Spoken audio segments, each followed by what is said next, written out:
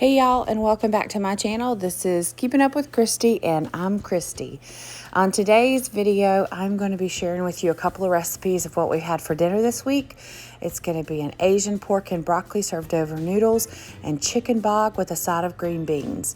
Both recipes were delicious and we wanted to share them. But today's video is also in collaboration with a friend of mine from YouTube. Her name is Kandice Martinez. She's a Marine wife, a mom of 3 babies, a special education teacher, and a worship leader at her church. She loves cooking and baking for her family. She does what's for dinner videos, family vlogs, and grocery hauls. I have enjoyed getting to know Kandice through her YouTube channel, and I'm sure you would too.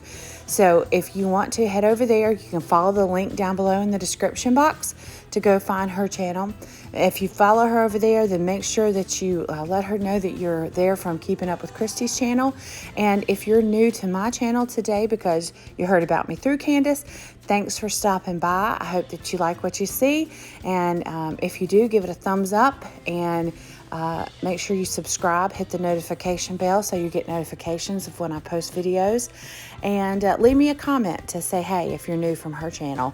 So that's just a way that YouTubers can help grow their channels, and she and I have connected through YouTube, and I just love doing that with other mamas and wives out there, and we can help support one another. So what I've done here is I've just started cutting up the pork for the pork and broccoli served over Asian noodles. So this was a really simple recipe, and all my crowd, they love Asian food. We love any kind of Japanese or Chinese flair on our meals, but this, I think everybody agreed, was their favorite that I have done. It just had a lot of really good flavor. Now, I'm going to leave the recipe down below in the description box, the link to where I found this recipe, but I do things sometimes a little different. Like, for instance, I don't have white wine vinegar or rice wine vinegar in the house, so I tweak it by using red wine vinegar because it's what I had. If you had apple cider vinegar, which a lot of times I do, I would have put that in there, one or the other, not both. But just stuff like that. But for the most part, I keep to the recipe.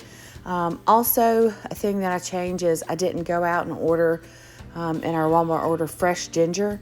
I just used ginger powder, like the ground ginger powder, because I knew we had that in our spice cabinet. So once you cook up the pork, I did that in my Dutch oven with just a couple of tablespoons of canola oil. Then what I'm mixing up in this measuring cup is the sauce, the sticky honey sauce that's going to go over the pork and coat that, as well as the broccoli that I'm going to add in at the end. So I'm just mixing that up in the measuring cup, and then I'm going to chop up an onion and get that cooking in the Dutch oven, and then throw this sauce in there, and you just let it cook a little bit till it'll kind of coat thickly the pork and the broccoli. You just saw me add in a little sriracha sauce, and you guys, if you're new here, the deal is at my house, I love spicy food. So does my son, but pretty much everybody else likes to keep it on the mild side. And so this recipe called for like 4 teaspoons or 4 tablespoons, which is a quarter of a cup of sriracha.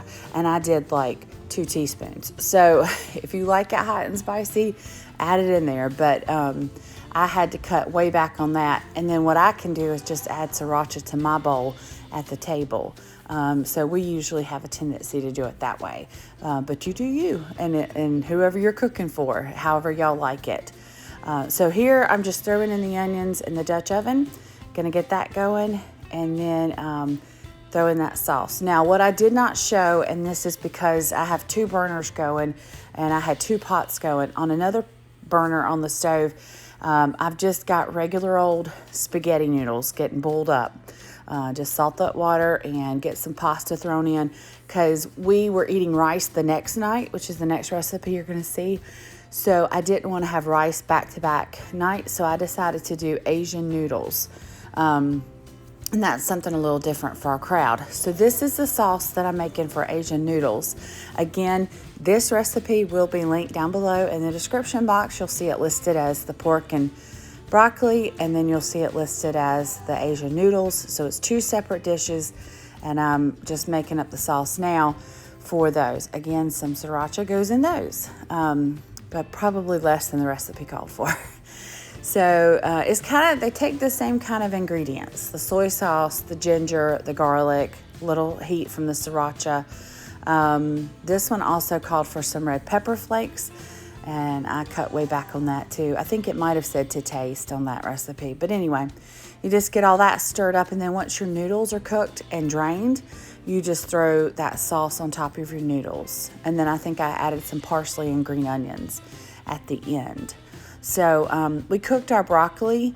This was just frozen broccoli, and I cooked it in the microwave.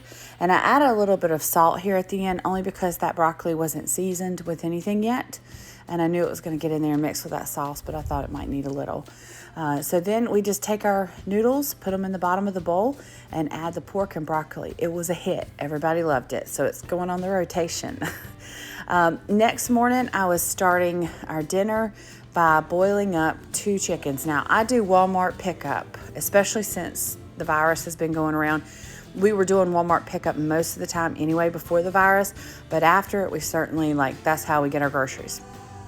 So I had ordered 2 chickens, one for this meal and one for another, but they were out of what I had ordered, the twin pack, and they gave me 4 chickens because these birds were tiny. And so basically we ended up yielding about 3 pounds of meat off of those 2 birds. And that's what the recipe called for. So I just got those in my Dutch oven, and this is how I always make my chicken broth. I just add an onion, a couple of celery sticks, and about 3 bay leaves. And then you just cover those birds with some water, some salt and pepper. And then I keep them on medium or medium low covered, and they just have a nice little bubble. You don't want a hard rolling bubble. That'll actually dry your birds out. You're cooking them on the bone. You're gonna get lots of flavor, but you want the chicken to still be moist, and you don't want to dry the meat out. So you don't want to cook it too fast. So I started these at 8 in the morning, and then they were cut off by lunchtime, and then they cooled in the pot until the afternoon. And my mama, she's so sweet, y'all. She doesn't mind picking through a bird. That's the worst part of cooking chicken on the bone. I love the broth. I love the meat, but it's I don't want to have to do the picking off the bone. And she always will tell me, I'll do that, go ahead and get the whole bird and cook it. I know you like that. I'll pick the meat off. She's so sweet to do that for me. So she did that. And then meanwhile, I was over at the pot. I did a couple of tablespoons of butter, an onion, some celery, and 12 ounces, I think, might have been 14 ounces of kielbasa sausage. Cut them up into little coins, throw those in there, and then I seasoned it all up. Salt, pepper, and y'all saw I added a little Tony's. I did not add a lot because, that stuff can be a little spicy, but we did set it on the table, and me and Drew, and I think even Neil that night, we were able to put extra on our chicken bog at the table, and it was so good. So have y'all heard of chicken bog? I mean, that's a Southern thing, but I feel like some people, even in my house, when I said we're having chicken bog, my mom and dad were like, what? I said, it's chicken and rice. That's it. It's chicken and rice, and it's you add sausage to it.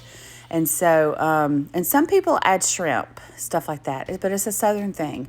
So anyway, I had put in that broth that I had cooked the chicken. The water I cooked the chicken in was now chicken broth. And I added all that in. Again, the recipe's going to be down below in the description. But added that in, added in 2 cups of rice. And then when the water is almost fully absorbed, then you throw in your chicken. And then I added in some parsley and chopped green onions. And then you just stir that in when you're ready to serve. And we served it up alongside of just green beans to have a vegetable on the side. Y'all, this is so good. Everybody agreed. This is like a fall, just stick to your ribs kind of meal. And I think that's kind of what I was feeling on that day. It was cloudy. And even though it was hot as blazes still outside, it was just kind of fall-ish feeling. You had those cozy vibes with a meal like this. Don't forget to go over and see Kandice at her channel and tell her I sent you. Thanks for watching. Don't forget to like and subscribe. Thanks.